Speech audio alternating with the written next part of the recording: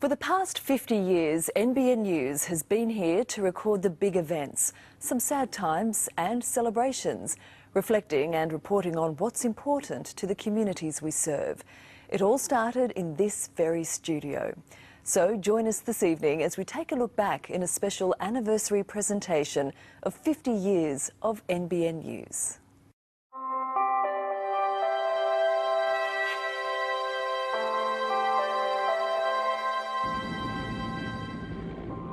She lies, broken-backed, beyond all hope of salvage. Within minutes of police arriving at the scene, a massive turnout of patrons farewelling the Star Hotel on its final night of trading turned into a terrifying group. Terrible. Oh.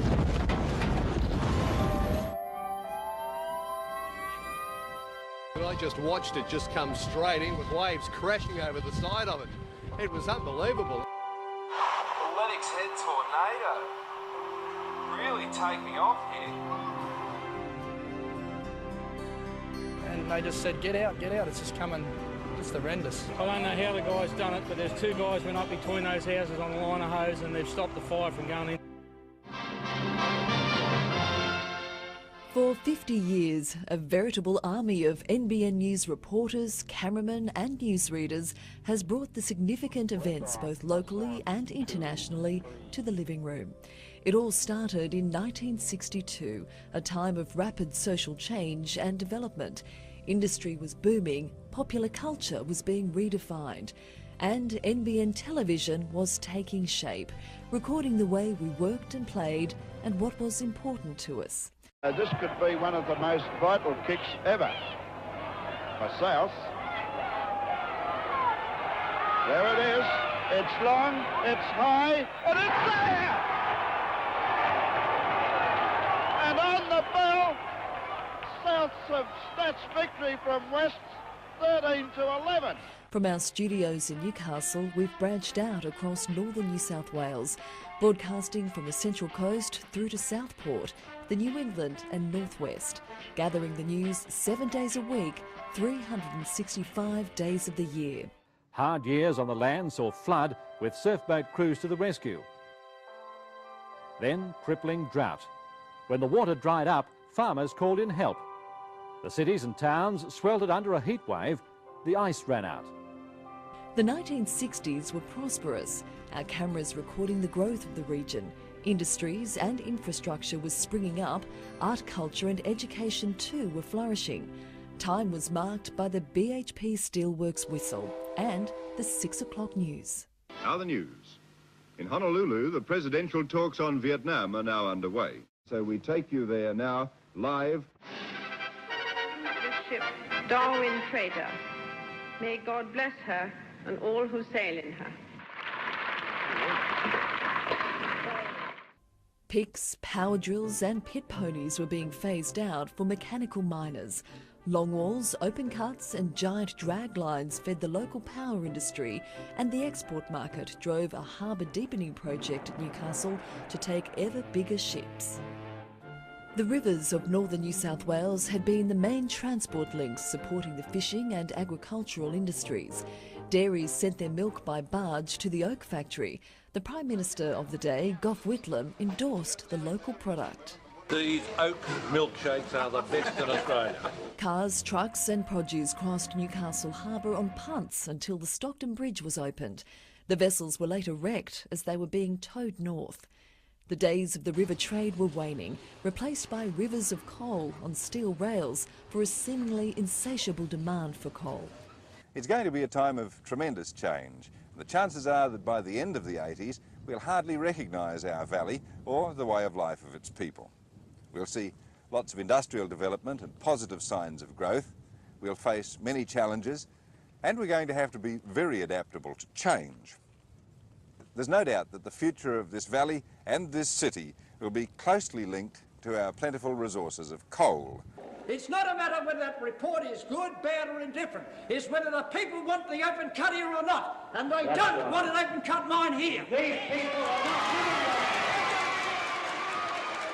In November 1996, families got the worst news possible. 4 miners died at Gretley Colliery near Wallsend when they cut into an adjoining disused mine full of water.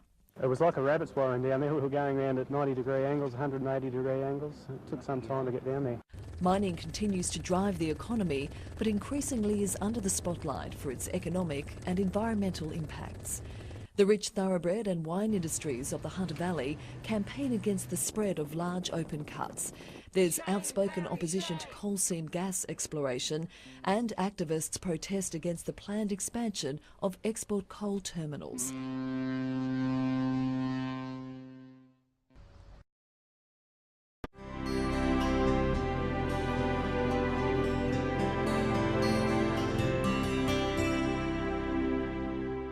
Do you as a librarian feel that censorship is necessary? Yes, I do. There are some pornographic works published which should not be allowed to freely circulate. What's the title of the book which is creating the present trouble? The Spy Who Loved Me, written by Ian Fleming. And as a banned book, what fate will it suffer now? It has already been withdrawn from circulation and it is about to be destroyed. And just how will you destroy the book? Well, I think I could just demonstrate best.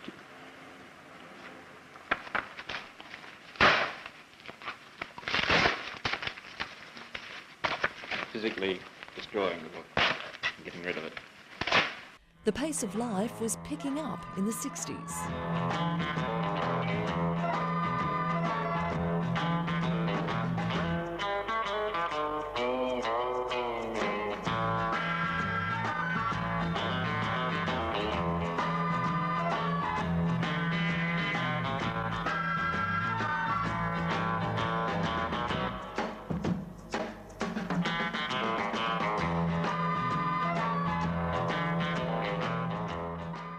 The Newcastle to Sydney Expressway was fast approaching. Williamtown RAF base entered the supersonic age.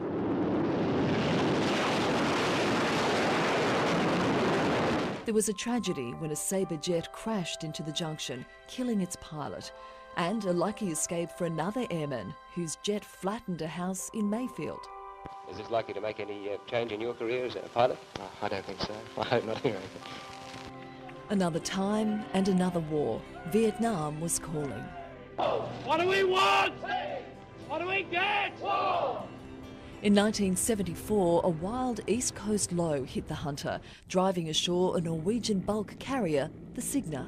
She lies, broken-backed, beyond all hope of salvage, a mere 100 yards off the shore. Salvage operations continued for months. Well, the Signa saga has taken another very dramatic turn this morning when the ship actually broke in two. But ended with the stern section of the ship stranded on Stockton Beach to be battered by the elements. Welcome to Channel 3's wonderful world of colour. In this demonstration, we intend to show you just how colour television will look in your home. NBN prepared for the introduction of colour television.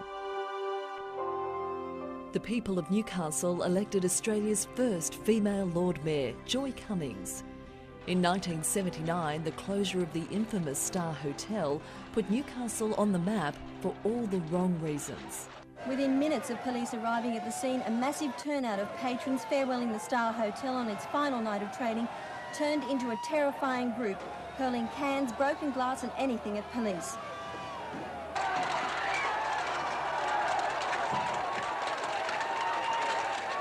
Two police vehicles, which were left abandoned, became raging infernos.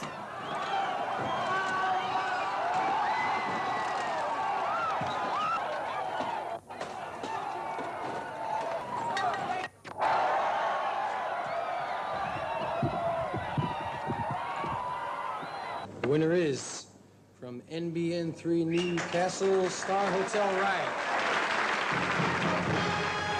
To be accepted by Robin Wade, the reporter, and Barry and Ann Carrow, the cameraman. We should mention this riot occurred because a hotel was closed down.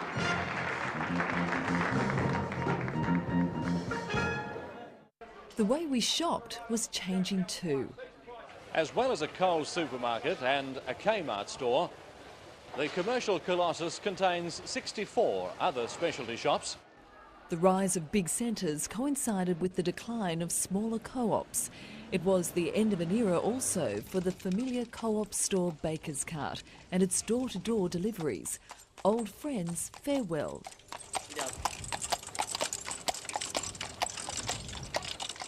Well, it's a heartbreaking thing to see the horses go. And that's my honest opinion. This horse I'm very attached to. I hate to see the fella go.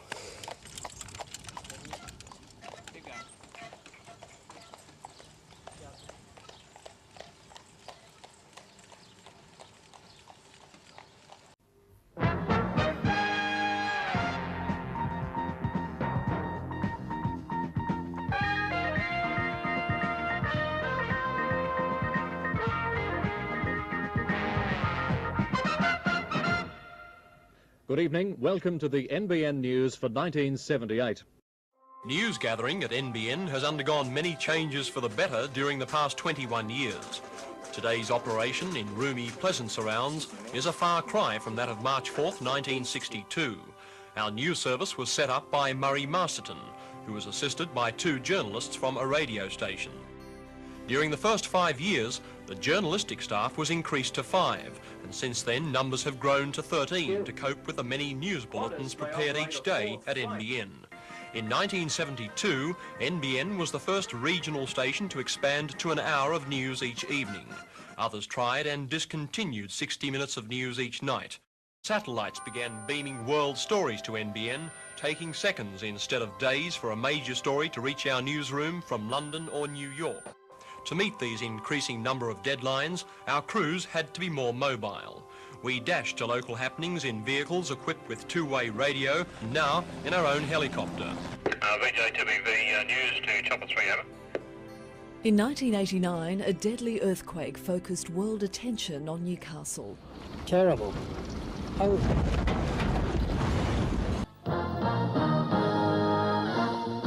A day of tragedy and drama for Newcastle. 13 people died when the 5.6 magnitude quake hit the city. The news went on that night after emergency repairs to the studios. Good evening, I'm John Church. And good evening from Tracy Reid.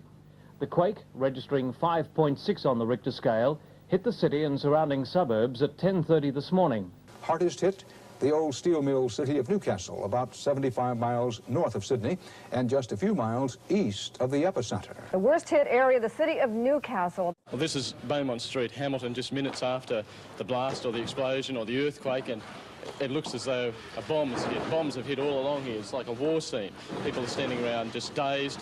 There has been some loss of life, it appears, and buildings all up and down the street have just collapsed into the roadway. But it was the September 11 attacks in 2001 that stunned the world. We better get out of the way! Utter devastation. Good evening from Ray Deneen. And good evening from Melinda Smith. Well, welcome to this special edition of NBN News as the world tries to come to terms with the almost unbelievable events of the past 19 hours. I saw the plane hit the building. Holidaymakers were targeted in the Bali bombings in 2002 and 2005. 3 Newcastle people were killed. Others suffered blast and shrapnel wounds when bombs were set off in an outdoor restaurant. We're never really that far removed from world events. In 1999, Singleton became a safe haven for 700 Kosovar refugees escaping their war-torn country. And Chinese asylum seekers landed on a beach north of Port Macquarie. It was a sight Scots Head locals just couldn't believe, a 30-metre rusting hulk high and dry on their quiet beach.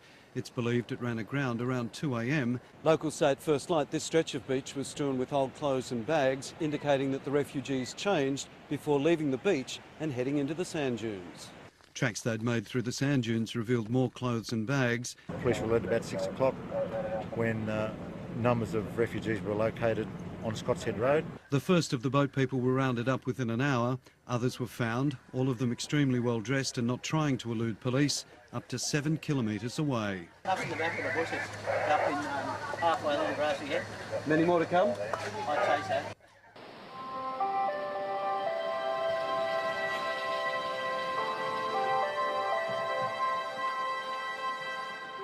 Japanese exchange students were billeted here after the 2011 tsunami and Fukushima nuclear fallout fears. These 25 Japanese students are taking part in classes at Hunter Christian School as part of a 50-strong contingent visiting the Hunter on a 12-day exchange. The school's aiming to maintain normality as best it can.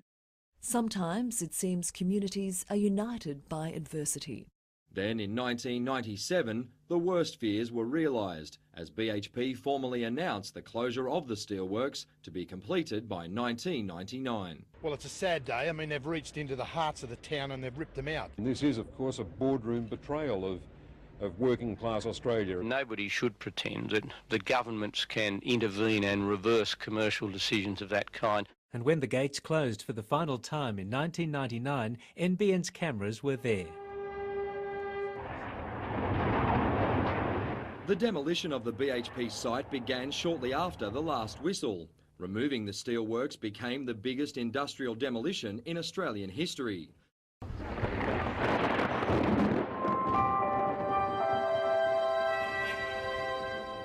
In summer, there are the desperate battles with bushfires.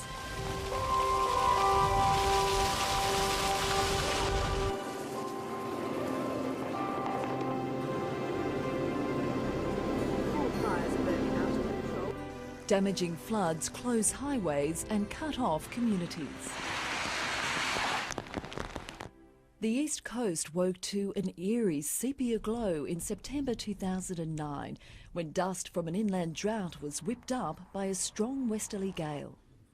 Cars, boats, streets all shrouded in thick dust, reducing visibility to just a few hundred metres.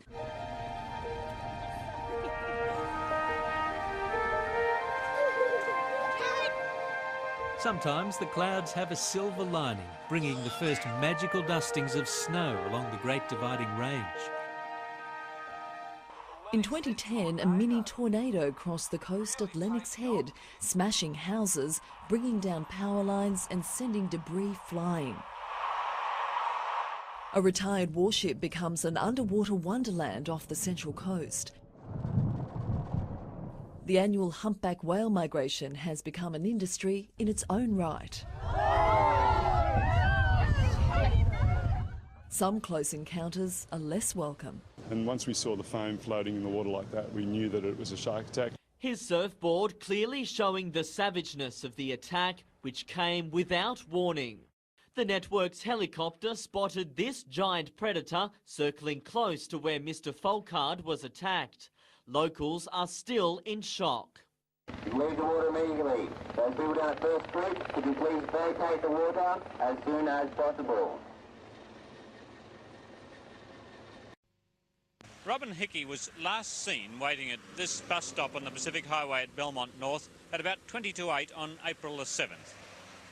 Since she disappeared, the police, her family and her friends have made extensive inquiries. But there's been absolutely no lead to her whereabouts or to what may have happened to her. There's been little closure for the families of Newcastle's missing girls, thought abducted in the 1970s and 80s. Her mother, Mrs. Mary Hickey, describes what happened the night Robin left the house to go to a party. She always contacted me, and even if she had stayed at a girlfriend's place, she was always home first thing in the morning because she knew she had to work. The murder of Stockton schoolgirl Lee Lee was another dark chapter, along with the still unsolved disappearance of Gordana Katevsky. Malcolm Naden's sightings and suspected robberies have been reported throughout the vast expanse of land surrounding the Barrington Tops. Local residents say after years of fearing their properties could be his next target, they can now move on. Shadowy secrets and stories of shattered lives emerged after decades of abuse by clergy. A flood of complaints led to a state inquiry into alleged cover-ups in the Catholic Church and a wider royal commission into child abuse. There was a happy ending when 4-year-old Riley Martin was reunited with his mother at Nambucca Heads after wandering off from the family home. Emergency services and volunteers searched through the night. Riley and his pet dogs were found safe and well. Triggered by the disastrous Kempsey and Grafton bus crashes, one of the largest regional construction projects has been the expansion of the Pacific Highway to separated dual lanes to the Queensland border. So if you're doing your job, you're reflecting your community. And so if the community here feels that they should get more of the coal dollar or the taxpayer's dollar, then it's important we just perceive the opportunities for those stories.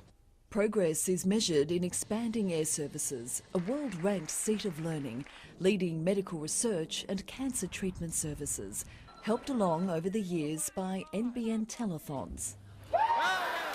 And the Hunter Expressway, designed to alleviate congested local roads, is expanding rapidly. You don't want to play censor, you don't want to have a leaning one way or the other. But if you're doing it right, then I think those community preferences will come out. Community concern weighed in and the Tilligra Dam approval near Dungog was overturned. Tensions really boiled over when the Newcastle City Council moved to cut down landmark fig trees in historic Lehman Street. A community remains divided over a decade-long debate about cutting Newcastle's rail line. The ship, with its 22 Filipinos aboard, initially struck rocks just north of the Cowrie Hole between Newcastle and Nobby's beaches. It was jostled by wave after wave, crashing violently over its deck. I look back on the day that I started at the helm here at NBN as CEO. It was the day the Pasha Bulker ran aground here in Newcastle. And it was a tragic day for the community. The might of that storm created just so much devastation, but it presented real challenges for us from a broadcasting and operation perspective. But as a team, we rise to these challenges, and we did that day, and we continue to. The technology for a newsroom is changing really quickly.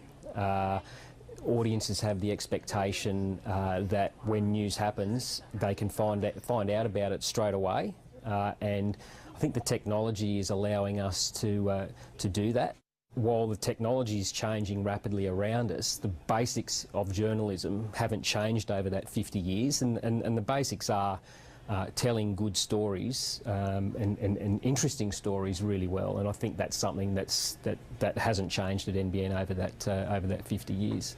The wild weather also caused concern in Newcastle, with organisers forced to move Surffest to the harbour for the first time in the event's history. Have a look at this one, ladies and gentlemen, taking off, pulling in. Since 1985, many of the world's best surfers, including current champions Joel Parkinson and Stephanie Gilmore, flocked to Newcastle to honour 5-time world champion Mark Richards. Of all the great days, there was one they call the perfect day. Newcastle have won the grand final! Have you ever seen anything like this? Listen to the crowd!